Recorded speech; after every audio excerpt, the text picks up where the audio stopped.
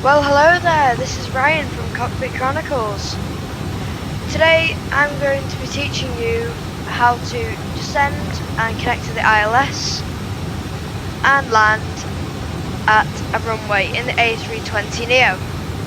So then, we are currently flying from Manchester to Jersey at the moment. This is part 2, as you probably will notice, because Finn did the start up and climb today. So as you can see, here's the cockpit and we are on our system here. We can see our flight plan. Now, once you've programmed your whole flight plan in, you shall see this little white line, and that is when we should start descent. Now, just a little tip from experience, I like to start just a little bit before, so you can see this is where the white line is scheduled there, but I think I should start descent about here, just in case anything happens that we need to sort out just for that little time. So we still have about, I would say, 60 odd miles until we get to our destination for descent, of course. As you can see, we're 120 miles away from our actual arrival, but there is our top of descent, is what that white line's called. So I will catch up to you once we are closer to that white line. Right then, we are now getting quite close to our top of descent here. So what I'm going to teach you now is I'm going to show you how to zoom in. So with your mouse here, you can just turn this and it will zoom in to your screen here, where you can see. Just before we get to the point where we want to descend, I'm going to teach you how to put in your performance data. So if you go over to your iPad on the left hand side here, you will see two locations. So you can see Echo Golf Charlie Charlie, which is where we came from, which is Manchester, and you can see Echo Golf Juliet Juliet, which is where we're flying to, which is Jersey. If I press update, this gives me the live weather updates here. Now what I want you to do is go into your performance page here, and you can see the approach phase button. What I want you to press is next phase as many times as it takes for you to get to this screen, which is the approach data. Now just before you descend, what you need to do is you need to implement all this information onto the screen. So we're going to start off with the Q&H, which is essentially the air pressure that allows you to determine the altitude. And whichever four numbers come after the Q is your Q&H, which in this case is 1005. So you're going to type in 1005 and press the Q&H button there so it implements it in. Same with all the others. The wind is 250 at 12 knots. So you're going to go here, you're going to put 250 and you're going to put /12, like that. Next we've got the temperature, which as you can see, it says it on the left side of the slash here, which is 16 degrees. So we put 16 there. And the radio, unless you have some sort of fancy server, you just are generally going to put 320 on there. Now, see how that's saying top of descent reached? See, we have reached the top of descent. So we're going to now begin our descent. We're going to select the altitude selector down to about 10,000 for me, and we're going to press it down by middle clicking on the arrow. So on your scroll wheel, you just press down and it clicks into place. So then, now what we're going to do is we're going to enable this here. Now this gives us some selected altitudes to go down to as we're descending.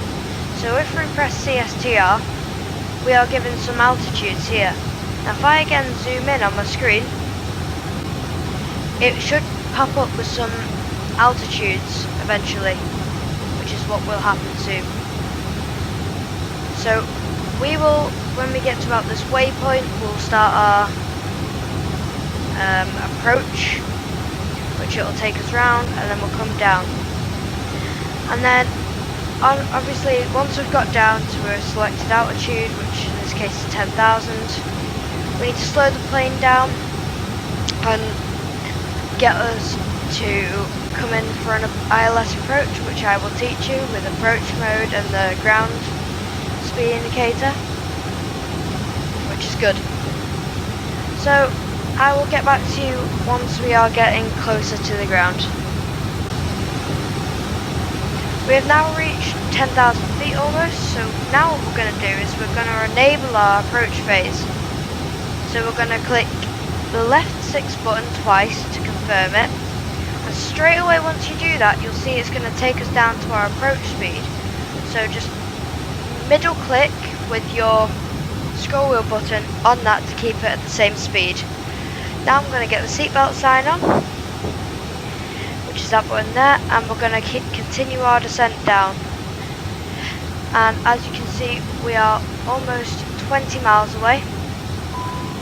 So we're now going to descend. Don't worry about that warning, that's nothing to worry about. So we are now descending down to 4,000 feet. As you can see, the plane is tilted down now. Now, speed at 10,000 feet should be 250 knots, so let's select that in. Let's select 250 knots, and if you want you can also get the speed brakes out by dragging that back with your mouse button, which will slowly bring the speed down. As you can see, we are slowing down the speed, and you can see the speed brakes have been deployed on the outside of the aircraft. You can see here, these are our speed brakes that are actively slowing the aircraft down. So once we get to about 260 we can disengage the speed brakes. Let's go down here and bring the speed brakes to armed for arrival. So now the plane is still continuing to descend, which is good. Descending nice and steadily, and then I'll catch up when we're getting towards approach. Here's another little point to add. Once you reach 5,000 feet, if you go down here to your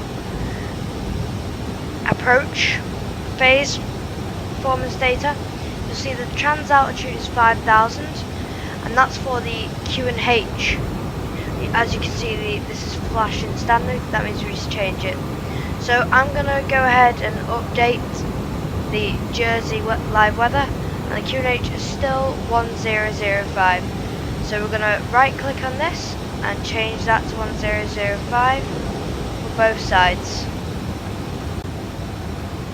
Okay, we are getting very close to the airport now, and I've descended down to 2,000 feet. I'm going to lower the speed down, considering we're getting pretty close and we've got a sharp turn next. As you can see on here, we've got these purple markings. That says 2,000 and I'm at 2,000, so that's the altitude we need to match. And by this waypoint here, it says we need to be above 2,000 feet and at 185 knots. So I'm going to change this altitude step selector to the left side, which is 100, so it goes up in hundreds instead. So I'm now going to turn this and I'm going to go to 2,200 feet, and that should do it perfectly fine. I did put the speed brakes out a second ago, let's put them to armed. So, as you can see, we should be making a left turn now, which we can see. And at this waypoint here, we need to be at 185 knots, which I've put in. So, that little line indicates that that's the minimum speed we can go without putting flaps out. And we are below that now. So I'm going to go to here and I'm going to put our flaps to 1. Now, that's the second line there, 200. We are under 200. So now let's put flaps to 2. And you can see at 185 knots, we can put it to flaps 3, which is what I'm going to do now. And that's the maximum we can do at the moment, because we have to go under 180 knots to put flaps full. But we can't go too slow because it's indicated here that we need to go at 185 knots so far. Now what we should do is we're going to get on our ground speed indicator. So press on both sides this G/S indicator here, and that gives us a rough height that we're at and lined up with the runway, as you can see here. You want both of these triangles to be in line with these two yellow lines here. And when that is, that means you can press the approach mode. Now, if the triangle diamond is above your yellow line, that means you're too high. If it's below, if it's above, it means you're too low. If it's down, it means you're too high. So now what I'm going to do is, because we're past that, I'm going to get us slowed down to 150 knots. And we can put our flaps to full, considering we're going under there. And this will slowly start to drop down the little diamond, and once both of them are aligned, we press this button here, which is called approach mode. And once approach mode's on, what that will do, that will lock onto the ILS and keep us directly down, and we won't have to touch anything. It will fly the plane down to the runway for us. But what we need to do before we land is we need to disengage our autopilot. And once we've disengaged our autopilot, we'll be able to land on our own, of course. As you can see, I'm now descending because this diamond is now coming down, which means we are getting towards the correct height. But because this isn't level yet, because our lateral one isn't level yet, there's no point us keeping on going straight at this height. We need to descend, obviously, to give this lateral one time to go right. So now I'm just going to do our little checklist. We've just got to press this button to let the cabin crew know that we're landing very soon.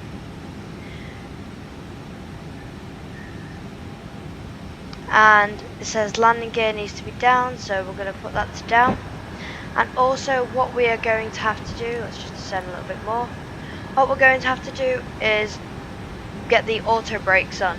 So I'm going to select auto brake low for this, because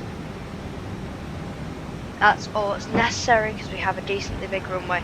So as you can see, these diamonds are now starting to get aligned a bit. So now let's change our speed down to our landing speed, which is between 130 and 140. So I'm going to go bang in the middle, about 136. And as you can see, these diamonds are coming close to being aligned now.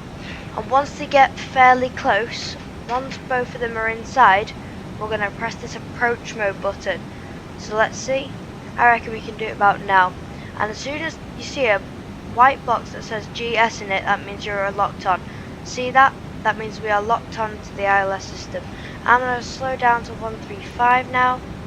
And you can see the runway ahead. And I'm not touching anything. The plane is flying itself down to the runway now.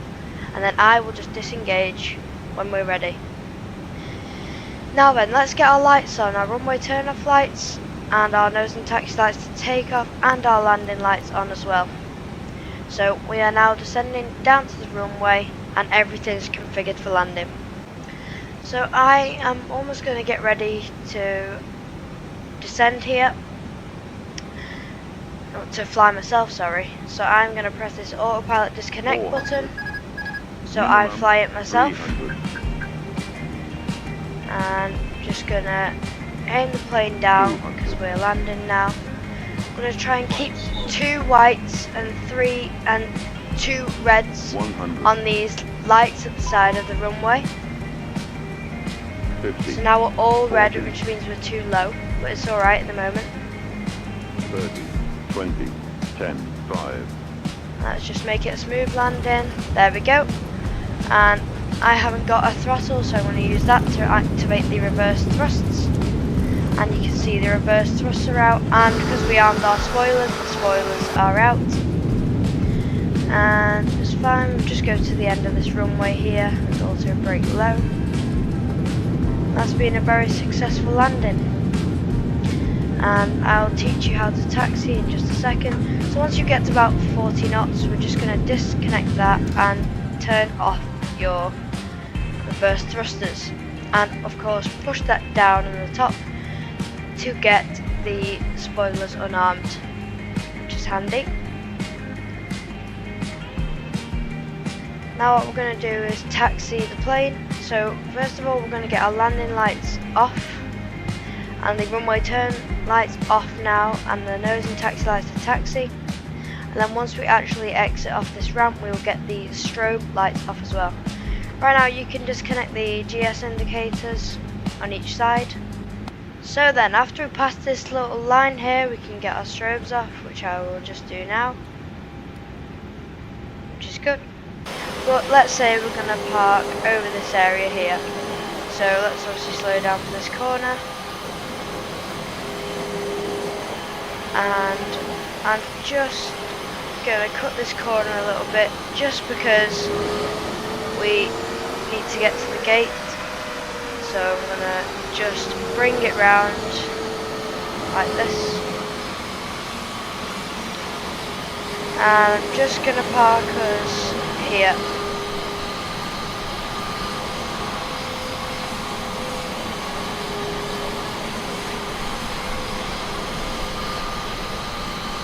Okay, so now that that's done, what we're going to do, we're going to go onto our ground services page and we're going to toggle the GPU and the chocks, which is on the outside of the plane. Going to put these little essentially parking so we don't like roll, and the GPU which provides us power so we can switch our engines off. First of all, let's connect to that external power GPU on the outside. Now what we're going to do is we're going to go to our engine masters and switch them to down there. And then now what we're going to do is we're going to turn our beacon lights off and our seatbelt sign off, and that means our engines have been switched off. As you can see, the engines are now slowing down. So I think that concludes the tutorial. That's been very successful and I have enjoyed doing that, and thanks for watching as always, and we hope you found this useful, and we'll see you again soon. Bye bye.